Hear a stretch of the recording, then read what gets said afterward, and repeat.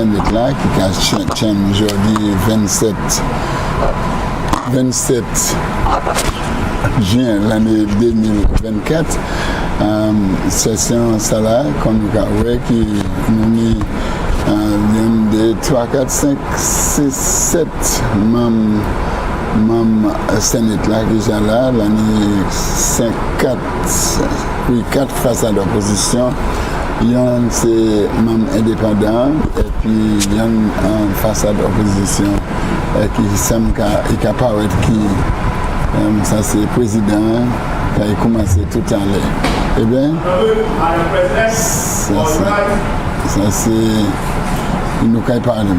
Commencer à présent, puisque ça j'ai fait tout le monde savent qui est président là. Eh bien, nous allons aller au tuyau.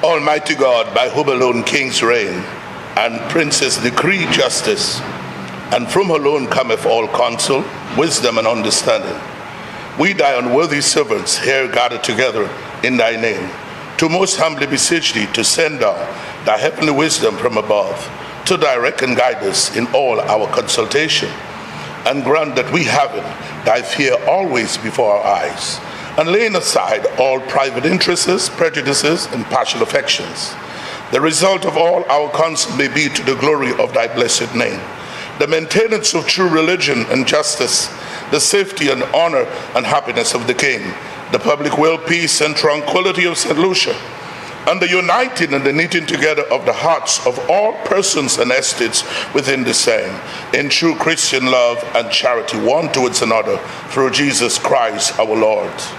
The grace of our Lord Jesus Christ, and the love of God, and the fellowship of the Holy Ghost be with us all evermore. Amen.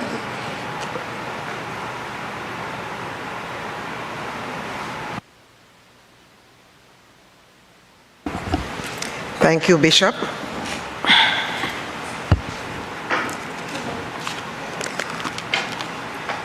Good morning, Senators. Apologies that we are starting very late. I want to remind Senators that our scheduled arranged time was 9 a.m. However, I'm happy that we have a quorum and we can proceed with the business of the day. I have received correspondence from Speaker of the House of Assembly advising that the following bills were passed in the House of Assembly and forwarded to the Senate for its concurrence: Companies Amendment, Copyright Amendment, Citizen of St. Lucia Amendment, Registration of Business Names Amendment. I have received excuse from Senator Ember Charles, who is out of state and therefore will be unable to attend today's sitting. Senators Alison Jean and KJ Toussaint Challery are still out of state, and so I wish to welcome back Senator Goddard and Senator Judge Goddard and Senator Daniel. We wish to acknowledge our young student who is in the gallery this morning, the students of the Stanley John Odlum Memorial Secondary School. And the teacher will be joining us today for part of the session. We welcome them. And to remind Senators also that the Youth Parliament will be happening on the 1st and 2nd of July. And I want to encourage Senators to please support our young people during the Youth Parliament sessions. Statements from Ministers, Parliamentary Secretary. Bills. Honorable Leader of Government Business. Thank you, Madam President. For the record, I just want to make sure that it's noted I was here well before 9 this morning, so I'm not responsible for the late start. Madam President, I beg to present for first reading a bill shortly entitled Citizenship of St. Lucia Amendment. Citizenship of St. Lucia Amendment. Honorable Leader of Government Business. Madam President, I beg to move for the suspension of Standing Order 49-2 to enable this bill to go through its remaining stages at this sitting. Senators, the question is that Standing Order 49-2 be suspended in order to allow the Honorable Leader of Government Business to proceed with the remaining stages of the bill at this sitting. I now put the question. As many as are of that opinion say aye. As many as are of the contrary opinion say no. I think the ayes have it. The ayes have it. Leave is granted. Please proceed, Leader of Government Business. Thank you, Madam President. Madam President, I beg to present for second reading a bill shortly entitled Citizen of St. Lucia Amendment. Madam President, the purpose of this bill for consideration is, the bill for consideration is the Citizen of St. Lucia Amendment Bill. And the purpose of the amendment of this bill is to amend clauses 1 and 2 of the bill that provide for the short title and interpretation of the bill. The clause 3, by amending clause 3 in section 3 of the Act, and it speaks to the acquisition of citizenship on the appointment and the appointed date. This is amended by extending the ways in which a person may acquire citizenship by descent on the appointed date by allowing a person to acquire citizenship through his or her grandfather or grandmother. Madam President, it is well noted that we have situations where we have St. Lucian citizens, St. Lucian grandchildren of St. Lucian parents or grandparents who were born in this country, and that their grandchildren in the diaspora are unable to inherit or claim or acquire citizenship. And that can, in some ways, hinder some of the entitlements and privileges they enjoy. So, for example, Madam President, we have athletes who are born abroad, but their grandparents were born here, and they are desirous of representing their country. You have young business people who would probably want to come over to reside in their country, acquire property, and do other important things that keep them connected.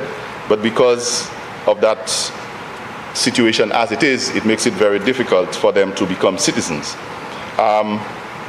Madam President, also you have artists. Just think about somebody like Rihanna from Barbados, you know, who may be living in another country, and down the road her grandchildren are not able to become citizens of Barbados, how their country would take that. So we believe that this simple amendment is necessary to allow St. Lucian children of St. Lucians, grandchildren of St. Lucians who were born in this country to be able to become citizens and to be naturalized.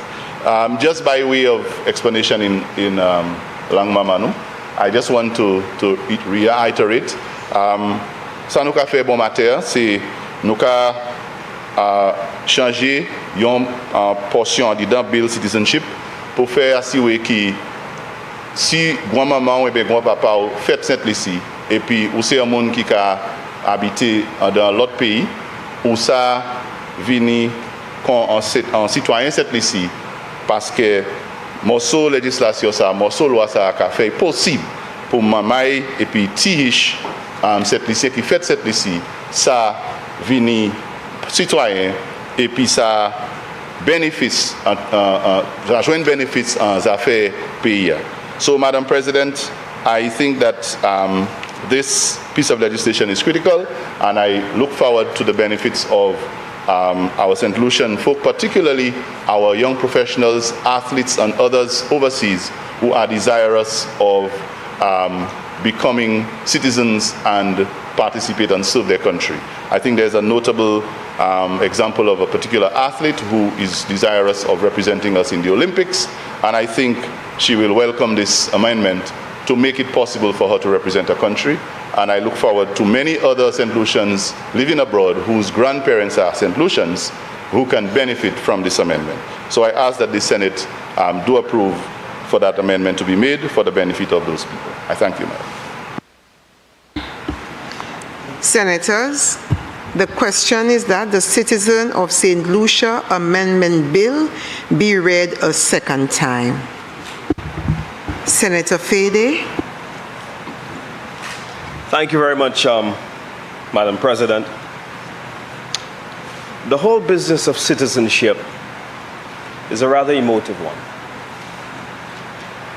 Madam President,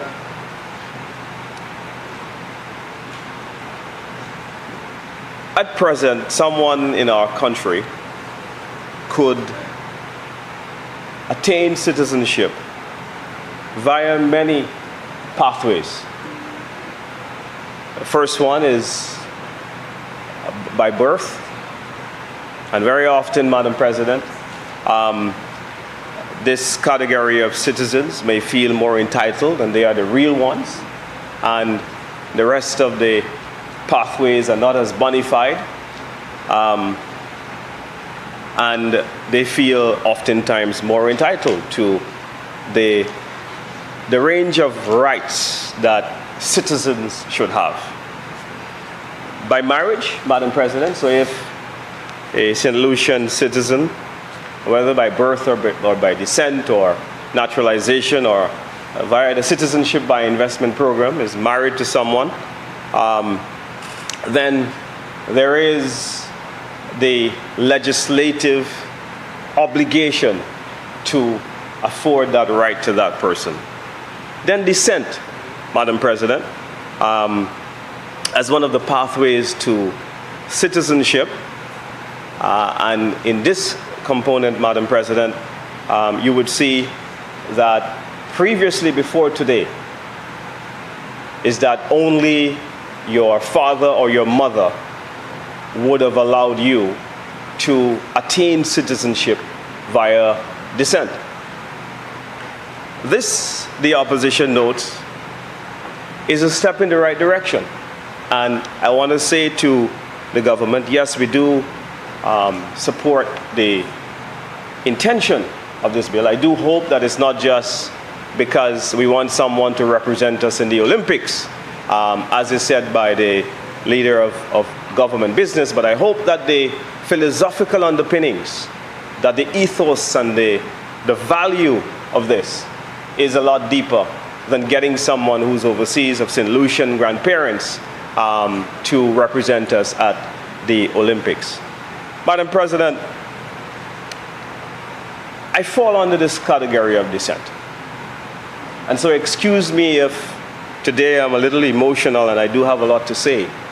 Because, Madam President, what confuses me about this new bill is that it collides with the level of persecution that I personally face for being a St. Lucian, born of St. Lucian parentage.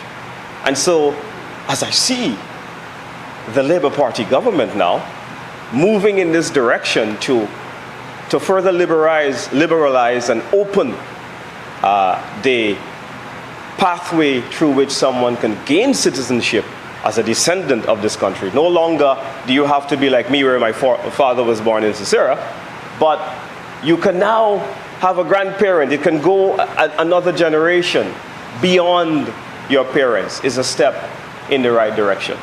Madam President, there are people in St. Lucia, as we have this debate, that decide to have their children, many pregnant mothers, they would time the time of delivery, and they decide, look, let's go abroad and make this baby. Why do they do that?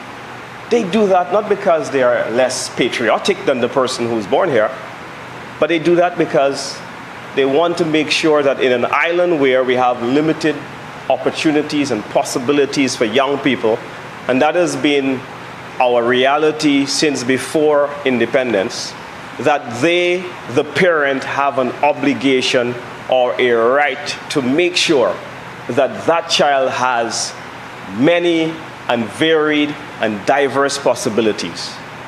And so that they love to go to Canada, they love to go to the United States, they love to go to England, so that they can benefit from the wide range of opportunities that those countries may have to offer, whether it's in university education, whether it's in working after study, whether it's in healthcare, and all of those possibilities a lot of St. Lucians are tapping into. we must never ever, Madam President, make those people feel that they are less than and they don't belong to St. Lucia. Madam President, in my own personal journey, my father was taken by my grandmother to Guyana. And that journey, Madam President, happened in the 60s when I was told by my grandmother, who was raised in Cicera, that they left St. Lucia at the time because of the limited possibilities that existed in St. Lucia. And my grandmother felt that she could have a better life and a better opportunity for the family in Guyana. And while I was there are many St. Lucians who have migrated to that country and haven't returned. You go to places like Linden and Madia and Bartica, and who are the people that are the biggest gold mining operators in the country? St. Lucians. They formed their own communities. They put green fig and bananas in the back of their yard. They are mocked by the Guyanese because of their accents and because of the Creole that they speak among themselves. And that's their reality, and that's their story. And this can be replicated whether it's in the US Virgin Islands in St. Croix, or whether it's in Paddington in the UK, or whether it's in Flatbush in New York, or whether it's in Texas where we have a very, very big diaspora. We've got St. Lucian diasporas all over the world. And our people are traveling, our people are intrigued by the great possibilities of the world.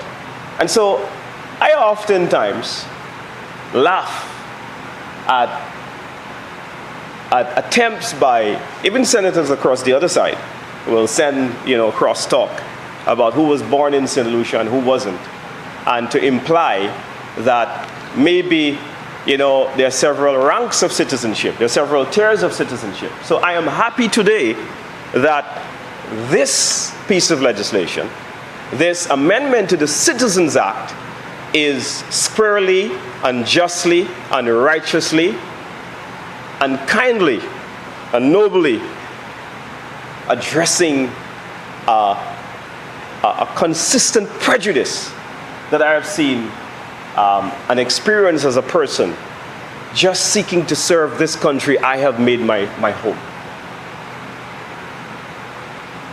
Very, very, very, very, very heartwarming to see. Very instructive. The leader of the opposition is another one such person who has had to go through persecution, who, regardless of how much he says, look, this is where I choose to be, to make my home, to make my investments, to give of myself, to go through all the political persecution that comes with politics. This is where he chooses to make his greatest level of life sacrifice.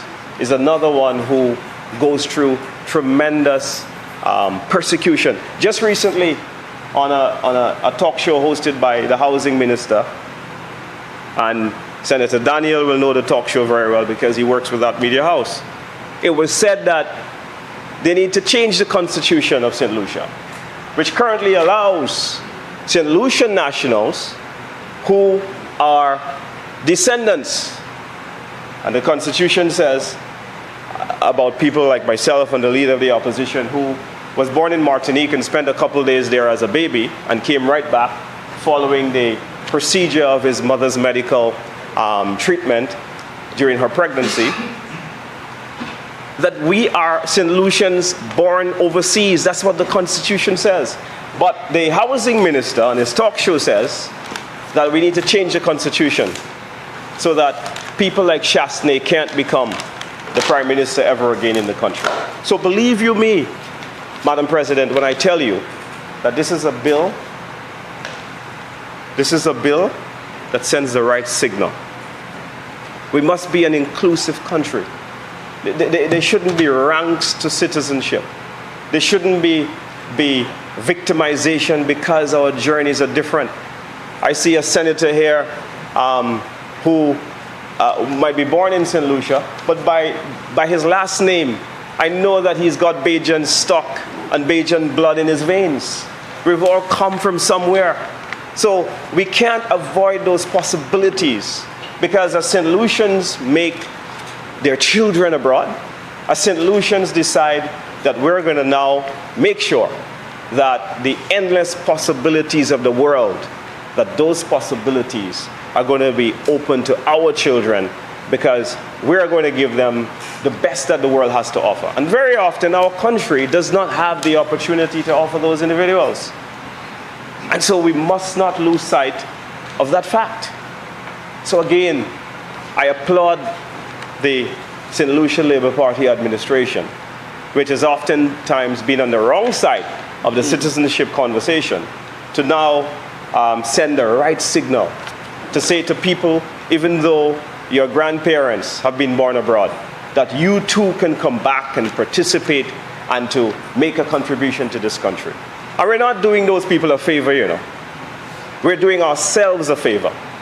Because very often when you look at the abilities of the people in the diaspora and the level of education that they have been able to attain, and the level of professional experience and the global worldview that they have been able to attain, that is a tremendous contribution that they can now come and impart into the development aspirations of our country. And that should never be lost sight on.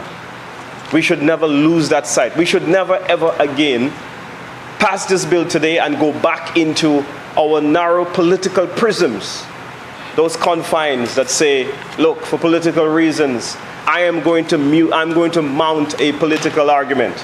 I'm going to chastise Dominic Fede because he was born in Guyana. You know, interestingly, Madam President, I laugh sometimes because a lot of the senators don't know, you know. My uncle, George Murray, my father's uncle, used to run and represent the Labour Party in the Micoud North constituency, you know. This is how much my father's uncle was a stalwart of the same party that persecutes me today for having a different journey. It is unthinkable. But that's not good enough for some of them. And I laugh. I laugh. But I'm not complaining today.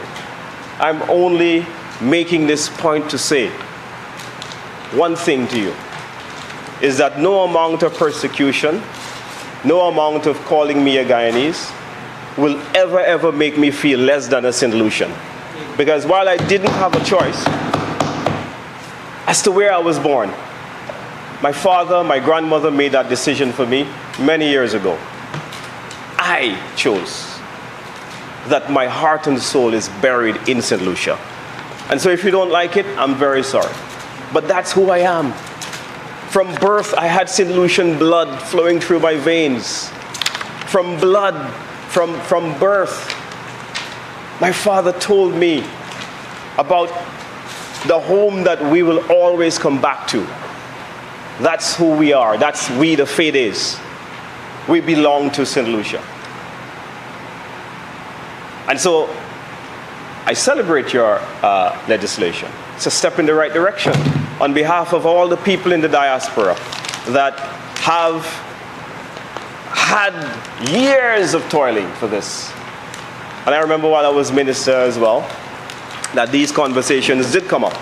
And I remember the High Commissioner who served under us, Mr. Gary Mayers, was dealing and helping to try to advance the conversation around the legislative reform for these individuals. So this has been a very big thing, especially for members of our diaspora who are members of the UK diaspora. I know the leader of the opposition and the political leader of the UWP, the member for Micoud South, would be extremely happy and supportive of a bill like this. He too has suffered the persecution of the Labour Party. And we must never ever betray the spirit in which this legislation is being passed here today. We must have a bigness about our politics, because all of us if we do and we are honest with ourselves, we have got family members that we care about that are coming from different parts of the world. Madam President, naturalization. And I heard the member for Dennery North yesterday spoke of someone in his constituency, and he spoke passionately and said that there is a gentleman with a last name of Pear who is not a born St. Lucian, but has been living in St. Lucia for, I think, over 3 decades and has been an outstanding citizen. But under the law, the Citizenship Act, it says that once you're living here for 7 years, that you can be, you qualify to apply for citizenship because you would have spent a number of years. And this gentleman, according to the member for Dennery North, has been contributing to St. Lucia, has been an outstanding citizen of the country who lives in somewhere in Dennery North. And I don't know, Mr. Pear, who you are. You're a courageous man. And we thank you for the valuable contribution that you have made. And so the member for Dennery North, rightly so and justly so, made a passionate plea, spoke on behalf of people like that in our country who will celebrate the passage of this legislation today. Now, while this gentleman has had to wait 34 years, people who attain citizenship by the Citizenship by Investment program, those individuals don't have to wait as 34 years. Their application can take as long as up to 9 months. But they have got money. And so money has been prioritized over more deserving citizens of the Caribbean. And that's what the Citizenship by Investment programs have done. It started in the 80s with the St. Kitts program, when small island states in the Caribbean said that we are running out of options. And as agriculture faced headwinds of a more liberalized world and globalization, they decided, well, agriculture, manufacturing wasn't going to work in small jurisdictions. And we've got to find services. And a lot of it opened then the floodgates for Caribbean countries to move into citizenship by investment programs. And when we move into citizenship by investment programs, this has become an international political issue. Whether we like it or not, we've got to address this with the highest degree of diplomatic prudence to make sure that our CIP programs are not making some of our international partners feel that we are undermining their national security. We've got to make sure that our due diligence is strong. We've got to make sure that we send the right signal to our partners who allow us and who allow Russian-born and Iranian-born and all of the people and different nationalities and origins that we allow to come and enjoy the use of a St. Lucian passport. We've got to make sure that we are on top of how these individuals are portraying themselves. Now, unlike the person under the Citizenship Act who has got to live here for 7 years, and that's what the law says, you can only apply, but then the processing sometimes take another 7 years. I mean, the member from Dennery North has told you how one of his constituents has been there for 34 years. Yeah? The person who is applying for citizenship under the CIP Act does not even need to come to St. Lucia. Does not even need to do a face-to-face interview. Now, this provokes a memory. And my colleague here, if I was on that side, I would have said my comrade. But my colleague here would remember very well, when we were members of the lower house, that the former Prime Minister, Dr. Kenny Anthony, said this. He said, I've always had my reservations about the Citizenship by Investment program. I think given where we're at with the program, Madam President, it would do this government well to go and ask Dr. Anthony. At the time, I took a swipe at him to say that he was duplicitous, having passed the legislation, but then comes back to say the same legislation that he passed, that he has reservations about it. But as you get older, Madam President, you do understand that you need to allow sometimes a politician a level of reflectiveness. And in hindsight, we will always have a better perspective on the activities of the past. And so it would be worthwhile to find out from Dr. Anthony what he means by that. The Prime Minister of St. Vincent and the Grenadines, Dr. Ralph Gonsalves, has been quoted many times on what he feels about citizenship. And he says it this way. He says, look, citizenship is the highest office of the land, and therefore it should not be prostituted. And he's gone on to say to his neighboring countries that while it is your sovereign right, and while I cannot tell you what to do, St. Vincent and the Grenadines, of which he has purview, will not institute the citizenship by investment program. Madam President, someone under the CIP can attain citizenship by these following ways. A, they can make a donation into the National Economic Fund, and that's $100,000 US. No need to come to St. Lucia, no need to ever come again. St. Lucian passport, citizen. They can buy a government bond for $300,000 US. Again, no need to come to St. Lucia, no need to make any contribution like the man from Dennery who's been waiting for 34 years to be a citizen. They can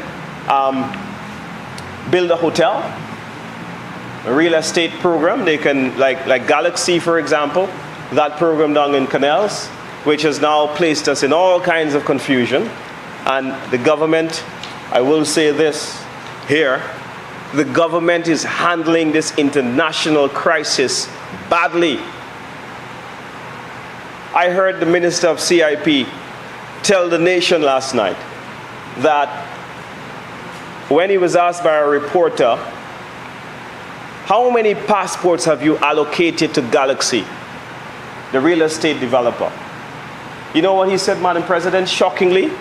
He said that he would need to find out from Galaxy whether he can share such sensitive commercial information. That's unacceptable. That cannot be. Senator, I am just checking in on you. Where are we going with this? We're talking about citizenship. Yes, but you're going into investment there now. We're talking about amendment to the bill that allows a grandchild of a born St. Lucian to be a citizen. But I realize you have not gone into Galaxy and gone into investment. So I'm bringing you back here to stay focused on that amendment as much as possible. Yeah? We're not going to investment. We're talking about gaining citizenship by a grandchild, daughter of someone who is a born citizen. Okay, second generation. That's where we are. We have reached into investment part of it. I'm just guiding you. I'm always guided by you, Madam President, but you know, while we talk about the expanding the descent aspect of the citizenship, I think I've also touched on birth and marriage and naturalization, and I'm going back and forth. They're all relevant pathways by which someone can attain citizenship. And I think to establish the full context of where our various pieces of citizenship legislation is, I think we've also got to make sure that the investment component is compared. Because I think why this is important, Madam President, is that increasingly a number of St. Lucians are starting to feel that the different pathways, so I'm born here, I've got challenges getting a passport at the passport office. Yeah? But then they see ads on the internet that says that if you apply for citizenship, which is the same right, the right to vote, the right to live here, all of the rights a CIP citizen can. So I'm not necessarily talking about the investment. What I'm talking about is the philosophy that is attached to the various angles. And that's why I spent a lot of time talking about why people who are born in St. Lucia oftentimes support a view that we need to have different tiers and ranks in terms of citizenship. But whether it's true CIP, whether it is birth, whether it is marriage, descent, or naturalization, I would say, Madam President, that the legislative framework that exists does not prejudice or does not create a difference in terms of the rights that anyone can have. So someone who is a Chinese national, come via the route of the citizenship, can come and establish a business just like me that have gained my citizenship through descent. So I think it's an important conversation for the country to have holistically. And I didn't want to narrow my comments to just the amendment that we're making today, which I have said repeatedly, is a step in the right direction. And it does, I would say, Madam President, send a very good signal. But I'm guided and I am moving on. So the person who's from Iran, and I've been asked this question many times, or the person who's from Russia, or the person who's from China buys a passport, doesn't need to come to St. Lucia, doesn't need to contribute anything, doesn't even need to become a member or a volunteer. I can see many patriots on the government side who have contributed outstandingly in various fields of endeavor. But unlike their contribution that they are making, and on this side, the enormous contribution that all of us are making as citizens, the CIP citizen does not have to do any of that to qualify. And that is starting to make a lot of people feel that this program needs to be reviewed. And so, Madam President, I will only say that the time has come for us to attach a little more skin in the game for CIP applicants. There has to be some level of connection. There has to be some level of investment. And that level of investment must resemble all the other contributions that all the other members, all the other citizens who have attained citizenship via birth, marriage, descendants, whether it's from your father or your grandmother, which this act is making, that they too should be called upon to make an even better investment. It should not be that you use St. Lucia for a ride, that you just use our passports because you can get visa-free access into other countries, namely the EU and the UK. And so this business of citizenship is a very emotive one. It's a very, very sentimental one. And so, Madam President, that's why sometimes I feel very offended when I'm told I'm not a St. Lucian. I feel very offended because my whole life, that is not what my father has said to me. That is not what my grandmother has said to me. That is not what I know. That is not friends that I've grown up with in this parliament know about me. And I'm not going to call names. But who wants to remain quiet for political reason, remain quiet and pretend like you don't know me. Pretend like we didn't grow up together. Pretend like you didn't teach me to swim around the fence at Pigeon Island. Pretend like we didn't run around on Bay Street in Groseley together in our boxers playing cricket. Pretend like I didn't captain you for narrow political views. People that you share very, very special moments in your childhood with. So, I'm sorry, Madam President, but this is an emotive one. It's an emotive conversation. And I am saying that this bill makes a special, sends a special signal in a different direction. I hope I'm not going to hear on talk shows anymore, we need to change the constitution, Chasney should not be prime minister. That's nonsense. And I know there are people here who can influence the tone of those media houses to say, look, this is a new day for all the sons and daughters of St. Lucia. I've just come from the Senate and I affix my signature. You know, today I'm going to vote yes, you know. When you say aye, all in favor say aye. I'm going to say aye, you know. And you know I don't say aye very often, right? So I'm going to say aye. Yes, I'm going to say aye. Because it is a step in the right direction. People who are look, when I go to the UK, anytime I go to the UK, and it's real funny, and you hear children, university students, and you know, you meet with the St. Lucia Association when you're a minister, and you get these very strong UK accents. Now, that could be like mine. Yeah, I don't sound like the Senator Jayaware, right? Our accents are different, but that's okay.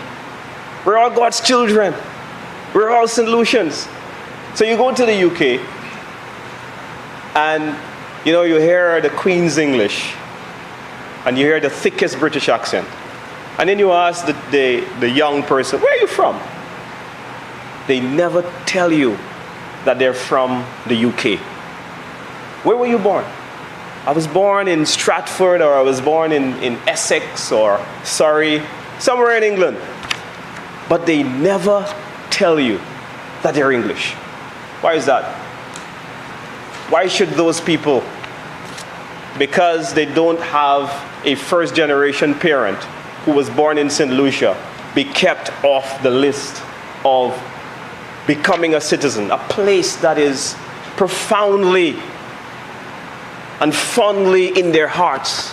Their favorite time is when they come here on vacation, when they go to our beaches, go to our villages, and see their uncles and aunties and learn the local culture in our local communities.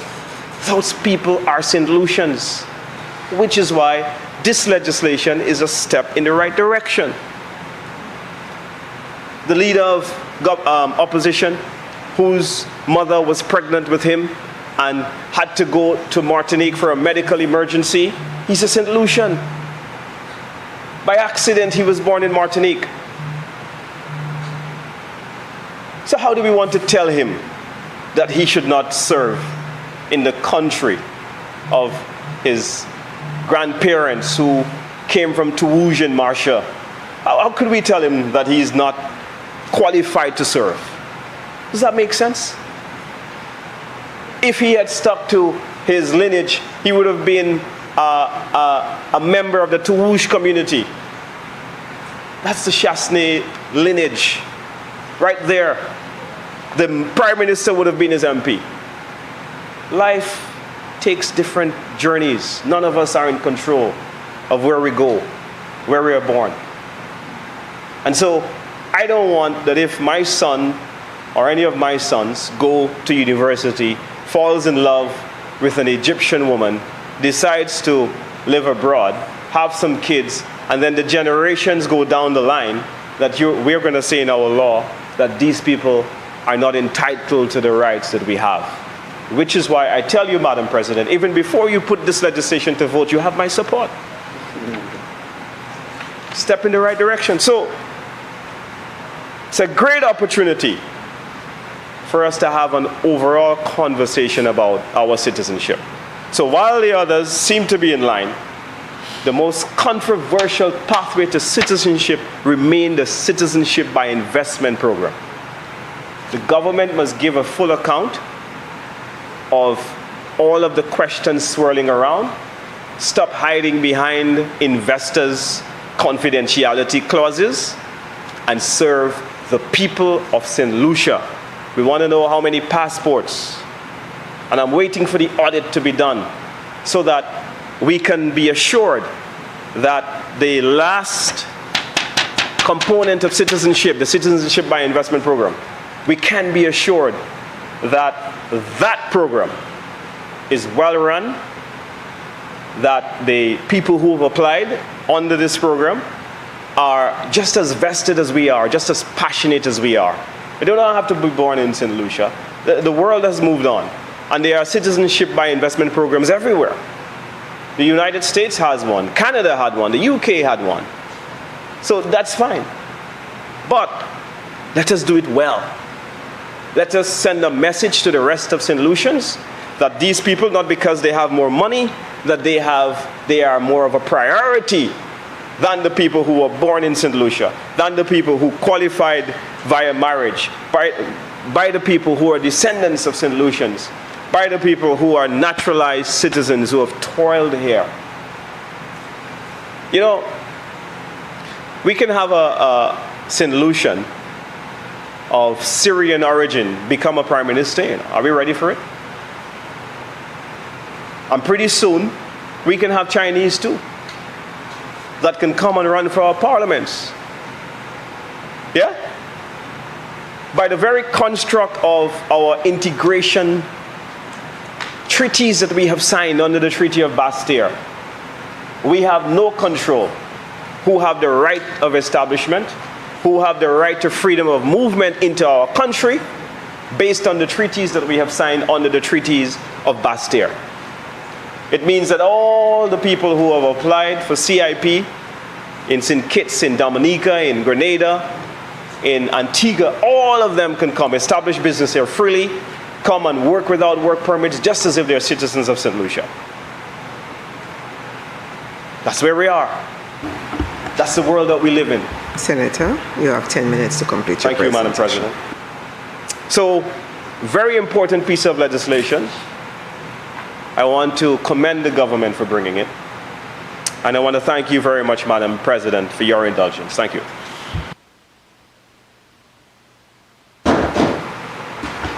Leader of Government Business.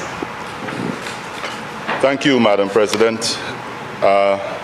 First of all, I want to thank the Leader of Opposition Business for his presentation this morning. And by his own account, it seems that for once I'll hear him say, "I," on this side. And I hope that this will not be the last time that I hear, maybe not just him, but the entire opposition say "I" when "I" is necessary. Madam President, I do acknowledge some of the issues you raised with the migration and opportunities. That's a reality. But I think the time should come when people, St. Lucians, should be more inclined to come back to St. Lucia than to do what they did in the 60s and migrate away with the perception that the life on the other side and opportunities are better. And the only way we can achieve that as a country is to be able to protect the integrity and to ensure that our country prospers.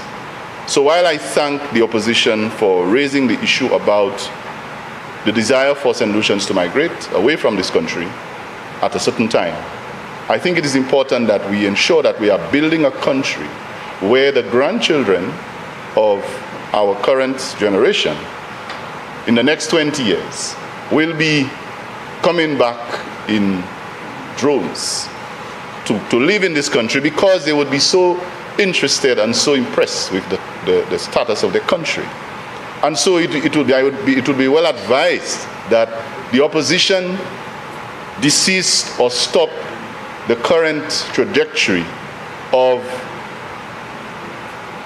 putting the name of our country in the way that they have.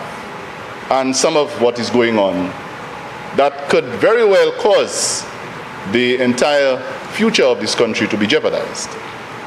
Madam President, I am happy that the Leader of Opposition Business is happy with something that we did today.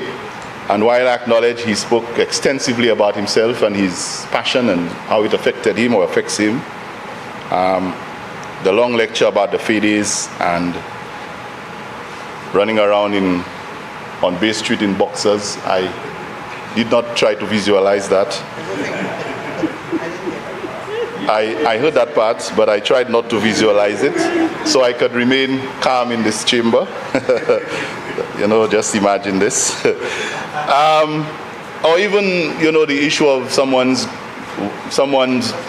pregnant person having to run to Martinique. I just want to remind this chamber, while all of this may be so, but this piece of legislation is essentially not about all of that. It's really about giving a St. Lucian person, a St. Lucian, the grandchild of a St. Lucian born citizen, the opportunity or the privilege to inherit that citizenship by descent. And I think almost everyone in this chamber can relate to someone, not maybe their family member, a relative, a neighbor, a friend, who has children in the diaspora, who have a desire to be part of the business of their country and will welcome that piece of legislation.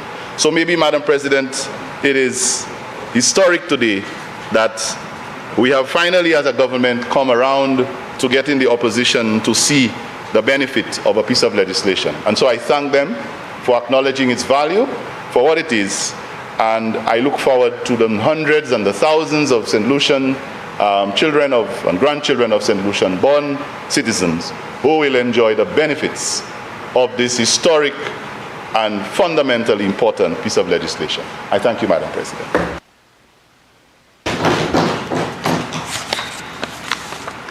Senators, the question is that the Citizenship of St. Lucia Amendment Bill be read a second time. I now put the question. As many as are of that opinion say aye. Aye. As many as are of a contrary opinion say no. I think the ayes have it. The ayes have it. An act to amend the Citizenship of St. Lucia Act, Cap 1.04. We have to go division. We need a division there. But I think we need a division.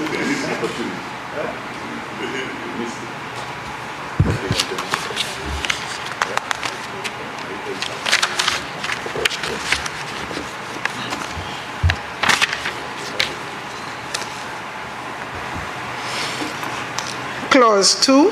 Interpretation.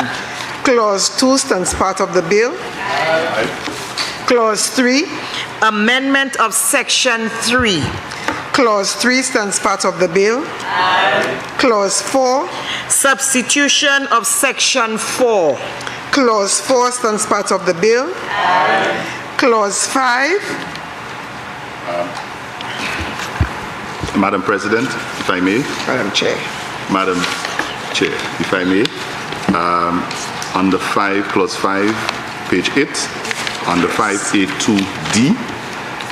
Okay, Senators, turn to page 7 and then page 8. So yes. 5A on page 7, you flip the page. Which I'm requesting. 5A2, yes. A2D. Into D. Yeah. So you turn to page 8. Yeah, 5A2D. Yes. I am proposing that we expunge D, which reads a letter of clearance from the Inland Revenue Department. You're not proposing. It was done in the Yes, lower well, house. it was done. So we want to do it to ours. do likewise. They expunged it. It was expunged? Yes. Yes. So D, that read a letter of clearance from Inland Revenue Department, that was expunged from. But that's not happening anymore. So it's not happening anymore. Okay. Okay, so we all on the same page? We move on? Okay. Clause 5. Clause 5 says part of the bill? Aye. Clause 6. Insertion of new Section 5A. Clause 6 stands part of the bill? Aye. Clause 1. Short title. Clause 1 stands part of the bill? Aye. Senators, the question is that the committee rises and the bill be reported. I now put the question. As many as of that opinion say aye. Aye. Senator Fede? As many as of the contrary opinion say no. I think the ayes have it. The ayes have it. The ayes have it.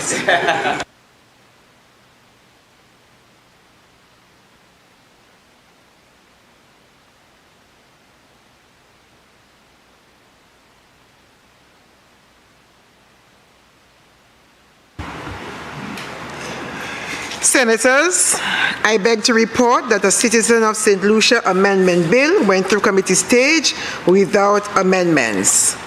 Honorable Leader of Government Business. Madam President, I move that the report of the committee be adopted and that the bill be read a third time and passed. Senators, the question is that the report of the committee be adopted and that the Citizen of St. Lucia Amendment Bill be read a third time and passed. I now put the question. As many as of that opinion say aye. Aye. Senator Fede? Aye. As many as of a contrary opinion say no. I think the ayes have it. The ayes have it. The ayes have it. Be it enacted by the King's Most Excellent Majesty, by and with the advice and consent of the House of Assembly and the Senate of St. Lucia, and by the authority of the same as follows. This act may be cited as the Citizenship of St. Lucia Amendment Act 2024. Honorable Leader of Government Business. Madam President, I beg to present for first reading a bill shortly entitled Companies Amendment. Companies Amendment. Honorable Leader of Government Business.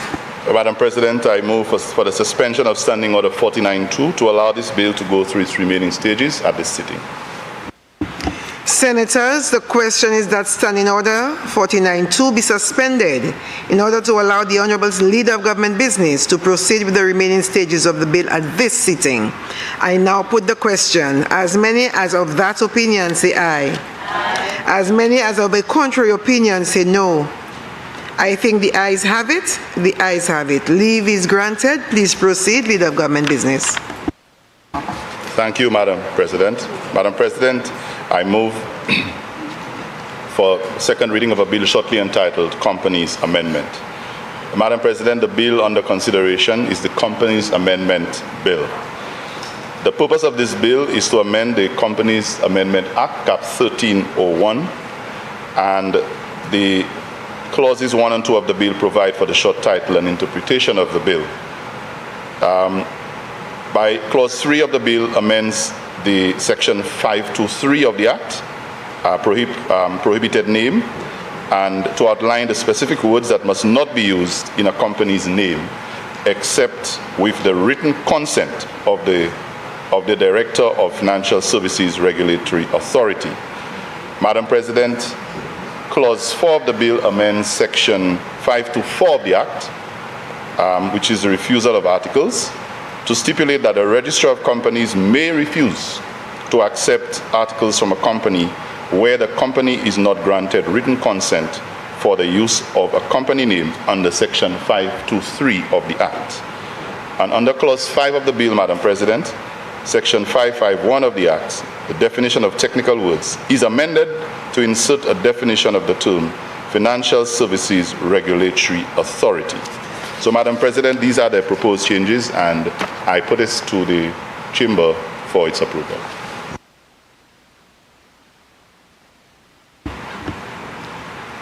Senators, the question is that the Companies Amendment Bill be read a second time. Senator, now put the question. Senators, the question is that the Companies Amendment Bill be read a second time. I now put the question. As many as of that opinion say aye. Aye. As many as of a contrary opinion say no. I think the ayes have it. The ayes have it. An act to amend the Companies Act, Cap 13.01.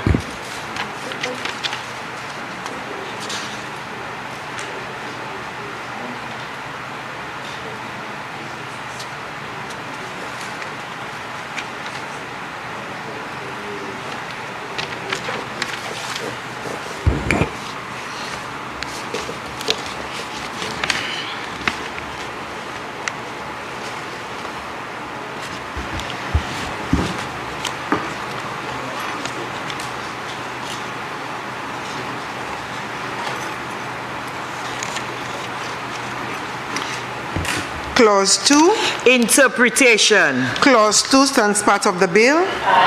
Clause 3. Amendment of Section 523. Clause 3 stands part of the bill. Clause 4. Amendment of Section 524. Clause 4 stands part of the bill. Clause 5. Amendment of Section 551. Clause 5 stands part of the bill. Clause 1. Short title. Clause 1 stands part of the bill.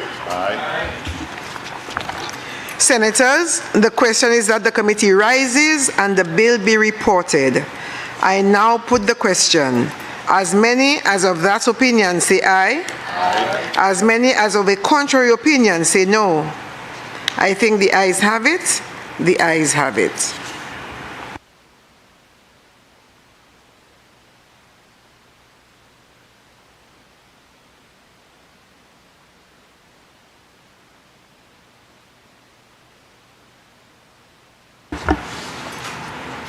Senators, I beg to report that the company's amendment bill went through committee stage without amendments. Honorable Leader of Government Business. Madam President, I move that the report of the committee be adopted and that the bill be read a third time and passed. Senators, the question is that the report of the committee be adopted and that the company's amendment bill be read a third time and passed. I now put the question. As many as are of that opinion say aye. As many as are of a contrary opinion say no. I think the ayes have it. The ayes have it. Be it enacted by the King's Most Excellent Majesty, by and with the advice and consent of the House of Assembly and the Senate of St. Lucia, and by the authority of the same as follows. This act may be cited as the Companies Amendment Act 2024. Honorable Leader of Government Business. Madam President, I beg to present for first reading a bill shortly entitled Copyright Amendment. Copyright Amendment. Honorable Leader of Government Business. Madam President, I move for the suspension of Section 49, Standing Order 49.2, to allow the bill to go through its remaining stages at the sitting. Senators, the question is that Standing Order number 49.2 be suspended in order to allow the Honorable Leader of Government Business to proceed with the remaining stages of the bill at this sitting. I now put the question. As many as of that opinion say aye. As many as of a contrary opinion say no. I think the ayes have it. The ayes have it. Leave is granted. Please proceed, Honorable Leader of Government Business.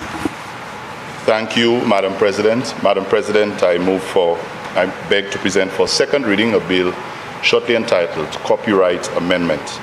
Madam President, this is a very simple but very significant amendment that needs to be made to the Copyright Amendment Act Cap 1307 to facilitate a very important intervention on behalf of persons with, who are visually impaired. The Marrakesh Treaty, which provides for printed materials to be made available to persons who are visually impaired, to allow for some provisions that are not made in our Copyright Act.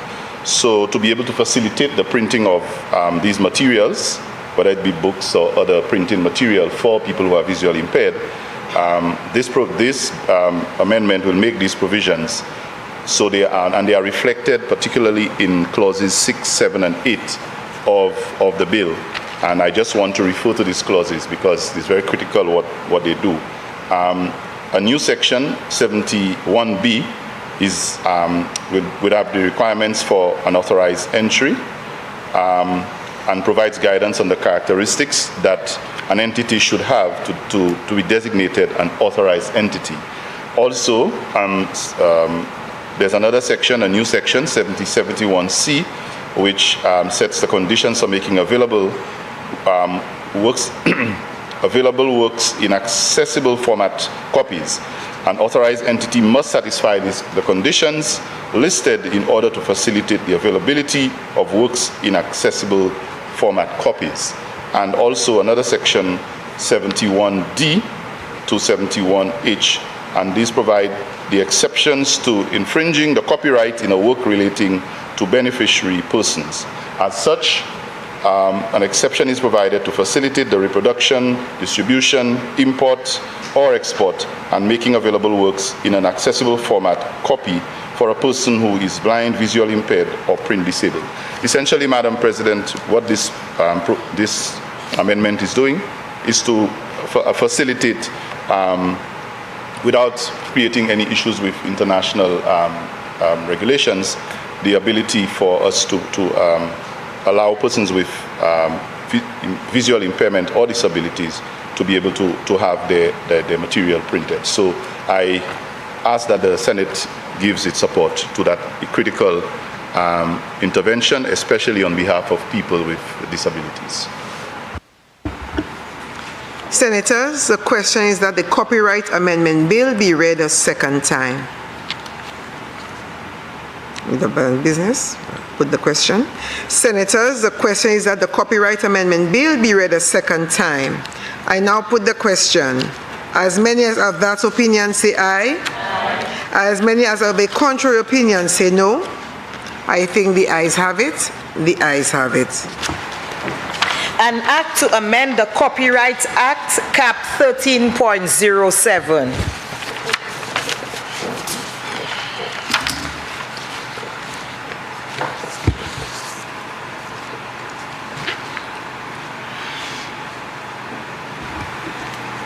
Clause 2.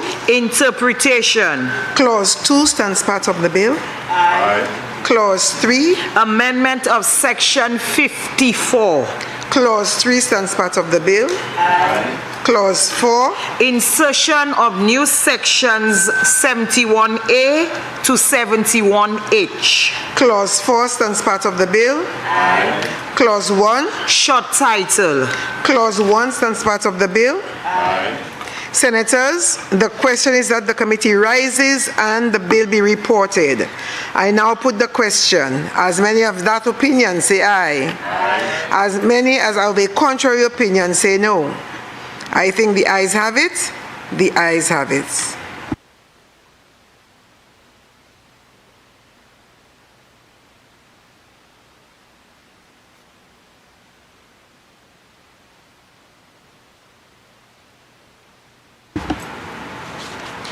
Senators, I beg to report that the Copyright Amendment Bill went through committee stage without amendments. Honorable Leader of Government Business. Madam President, I move that the report of the committee be adopted and that the bill be read a third time and passed. Senators, the question is that the report of the committee be adopted and that the Copyright Amendment Bill be read a third time and passed. I now put the question. As many as of that opinion say aye. Aye. As many as of the contrary opinion say no. I think the ayes have it. The ayes have it. Be it enacted by the King's Most Excellent Majesty, by and with the advice and consent of the House of Assembly and the Senate of St. Lucia, and by the authority of the same as follows. This act may be cited as the Copyright Amendment Act 2024. Honorable Leader of Government Business. Madam President, I beg to present for first reading a bill shortly entitled Registration of Business Names Amendment. Registration of Business Names Amendment. Honorable Leader of Government Business. Madam President, I move that the Standing Order 49-2 be suspended to allow the bill to go through its remaining stages in this sitting. Senators, the question is that Standing Order 49-2 be suspended in order to allow the Honorable Leader of Government Business to proceed with the remaining stages of the bill at this sitting. I now put the question. As many as of that opinion say aye. Aye. As many as of a contrary opinion say no. I think the ayes have it. The ayes have it. Leave is granted. Please proceed, the Leader of Government Business. Thank you again, Madam President. Madam President, I beg to move for second reading a bill shortly entitled Registration of Business Names Amendment. Madam President, the purpose of this bill is to amend the Registration of Business Name Act, Cap 1303. And what it really does, Madam President, is that the amendments, they aim to enhance the regulatory oversight and ensure proper governance in the incorporation of registration of businesses, business names, particularly those involving financial services. Madam President, these amendments mirror the changes that we have effected in the Companies Act. And there are some key provisions that I wish to just mention. One of them, the short title and the interpretation, clauses 1 and 2. These clauses provide for the short title and interpretation, which is very important. Secondly, the amendment of Section 2, Clause 3.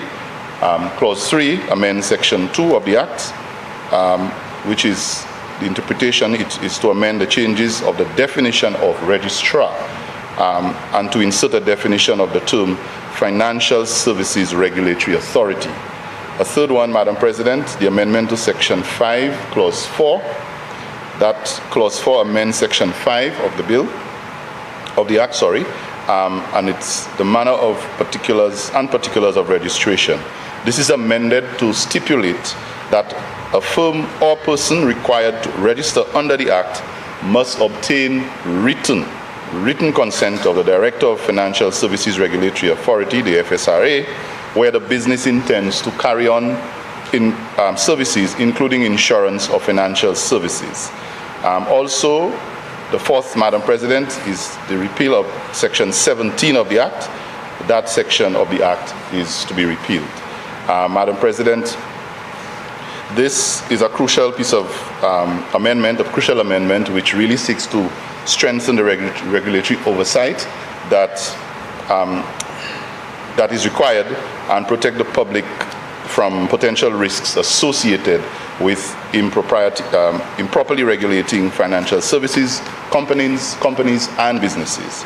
By formalizing the requirements of the FSRA, the consent in the Act, we ensure that a robust and transparent process, registration particularly, is followed and safeguard the integrity of our financial services sector. And so for these reasons, Madam President, I think it's essential that we do support these amendments to facilitate that level of oversight. I thank you.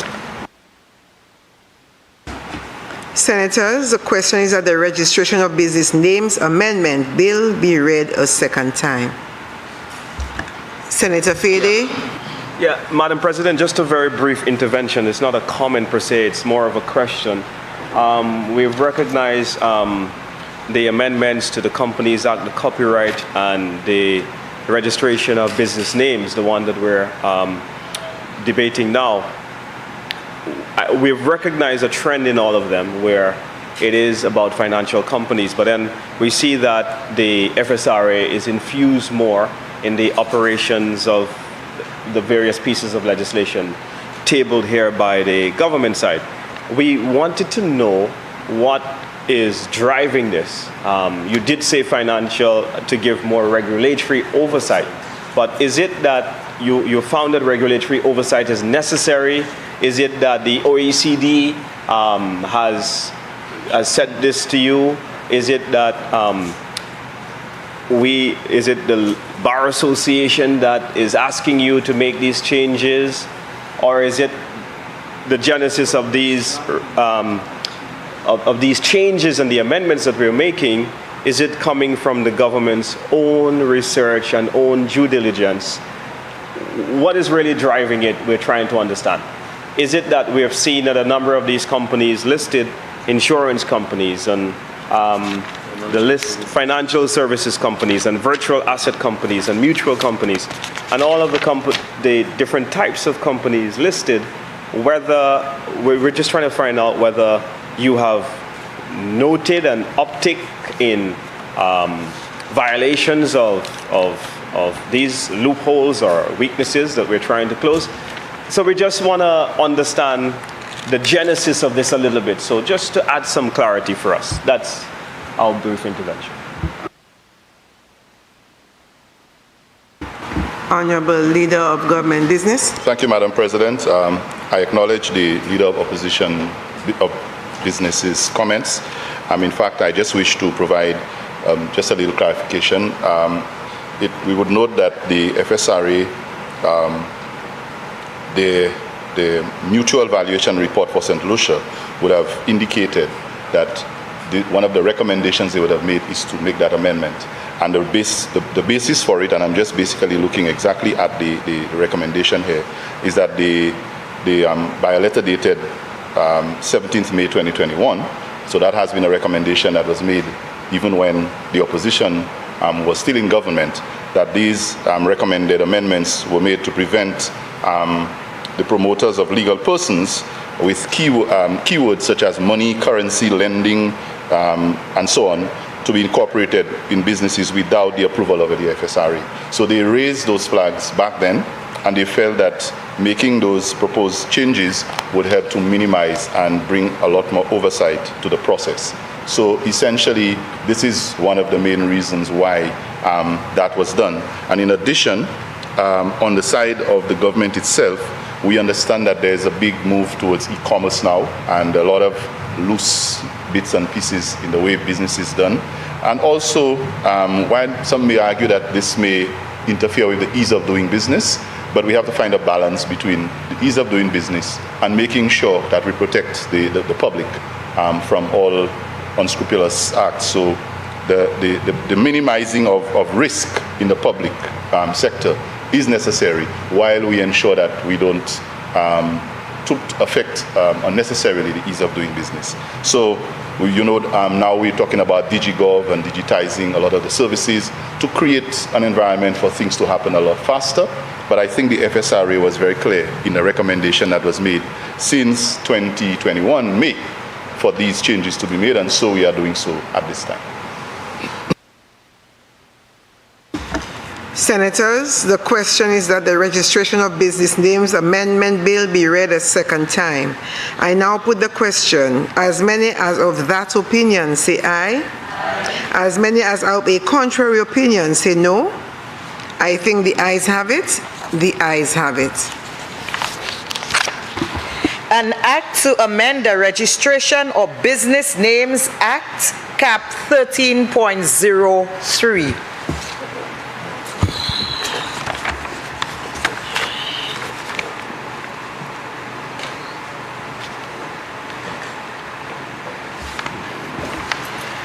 Clause 2. Interpretation. Clause 2 stands part of the bill. Aye. Clause 3. Amendment of Section 2. Clause 3 stands part of the bill. Aye. Clause 4. Amendment of Section 5. Clause 4 stands part of the bill. Aye. Clause 5. Repeal of Section 17. Clause 5 stands part of the bill. Aye. Clause 1. Short title. Clause 1 stands part of the bill. Aye. Senators, the question is that the committee rises and the bill be reported. I now put the question. As many as of that opinion say aye. Aye. As many as of a contrary opinion say no. I think the ayes have it. The ayes have it.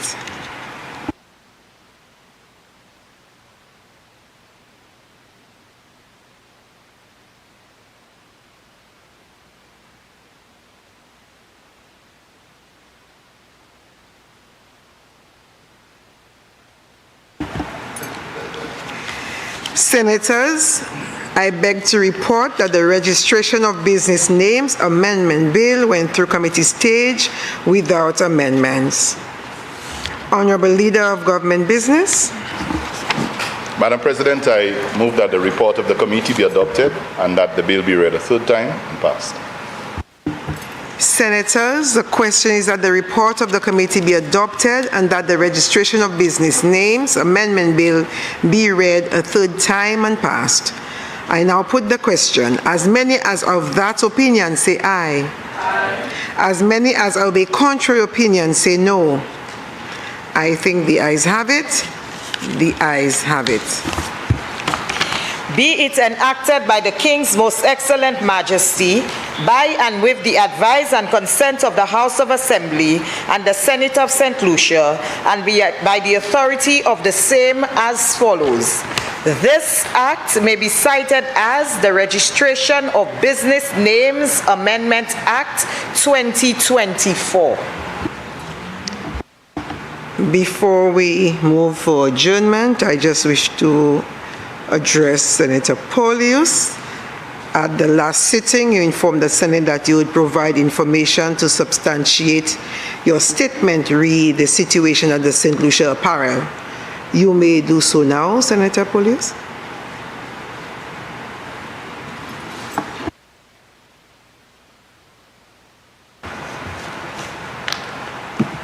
Madam President, you will be pleased to know that the evidence that I'm about to present to you, as per your request, I think that really surpasses your expectations because, you know, when I come to this chamber, Madam President. Senator, I only ask you to present it because if you have it in soft copy, hard copy. No, I have hard copy, so I'm just make it a document. Hand it to you. Please, yes. Thank you.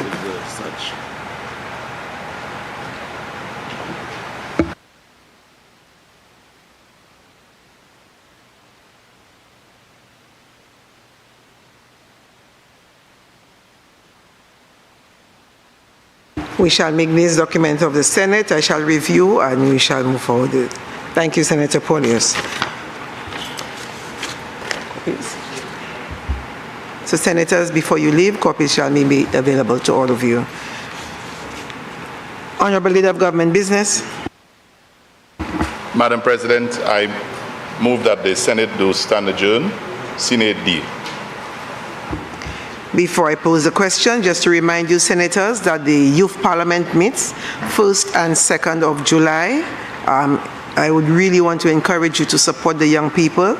I think first is the House and the second is the Senate. So either one, you could spend some time with our young people, giving them some support in your attendance. That would be appreciated. Now for the question, Senators, the question is that the Senate do stand adjourned sine die. I now put the question. As many as have that opinion say aye. As many as of a contrary opinion say no. I think the ayes have it. The ayes have it. Sitting adjourned. Thank you, Senators.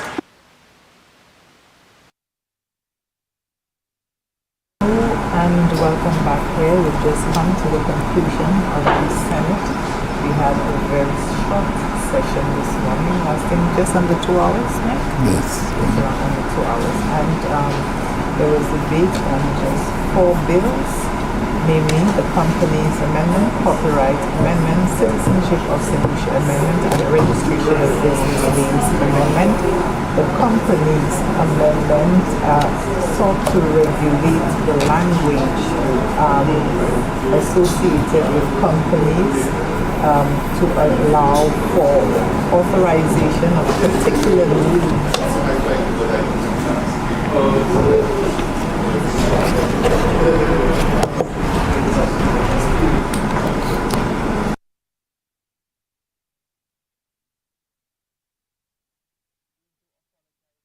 The break in continuity, but as I was saying, we just had debate on four bills, namely the Companies Amendment, Copyright Amendment, the Citizenship of St. Lucia Amendment, and the Registration of Business Names Amendment. Quickly, the Companies Amendment just sought to regulate the language in a company's name, and that to restrict or regulate the names of companies, and certain titles would only be allowed by authorization. This is briefly what the Companies Amendment Act sought to do. There was the Copyright Amendment Act, which sought to regulate or amend the Copyright Act to allow for or to take into consideration the special needs of visually impaired persons,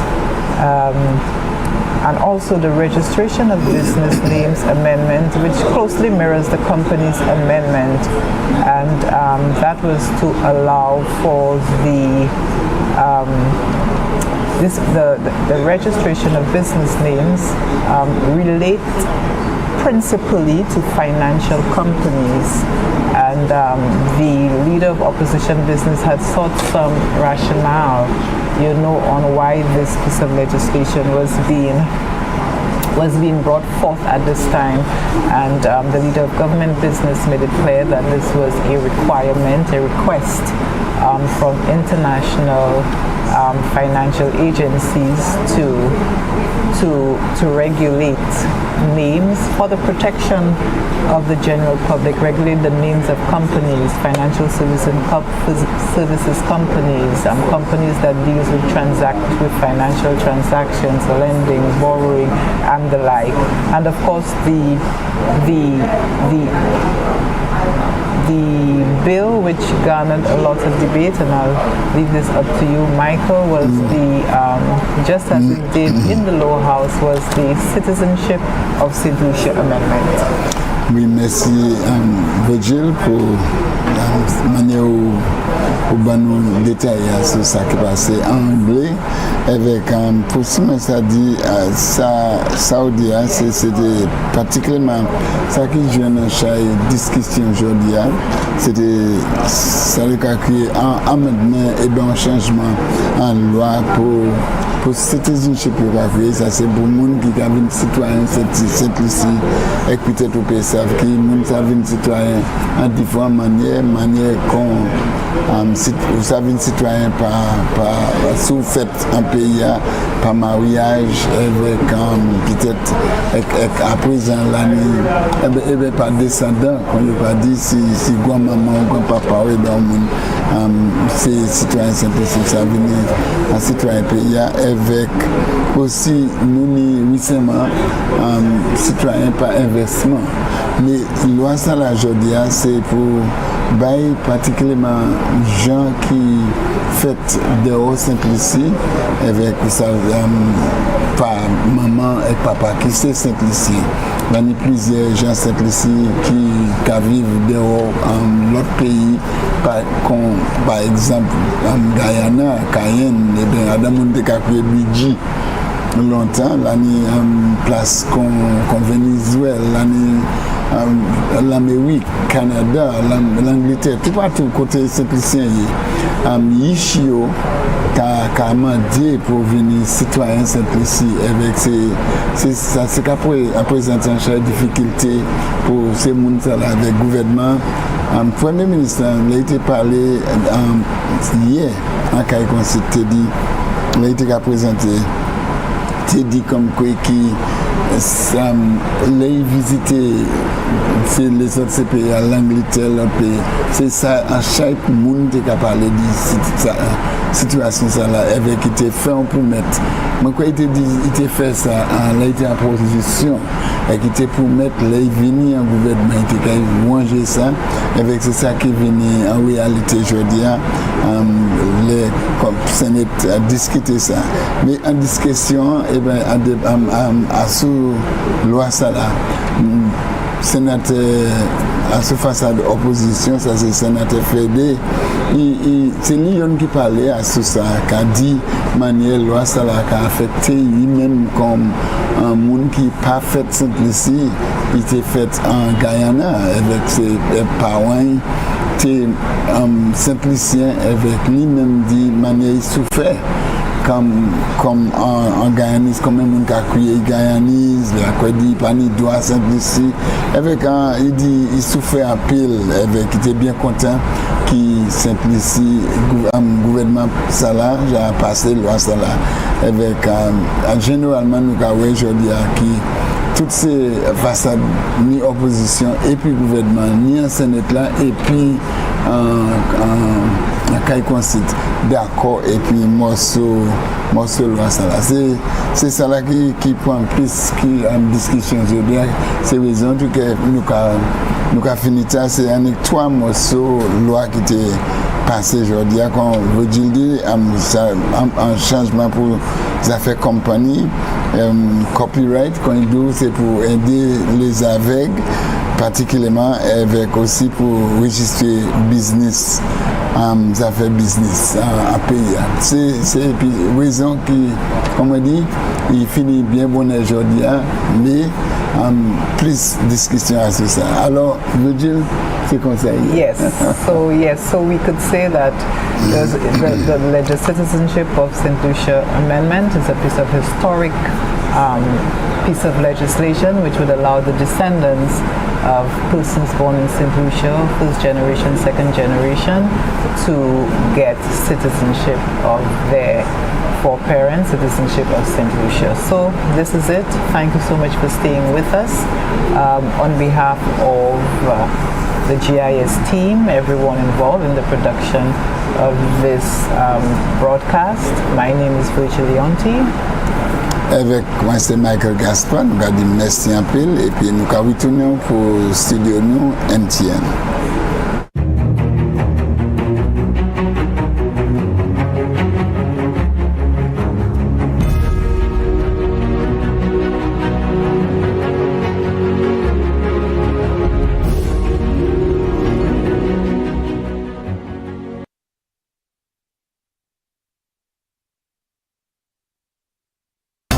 You need to be able to help them to understand the benefits, not just the environment, but to their own way of life and livelihood. When persons bring in their plastic, they actually receive points.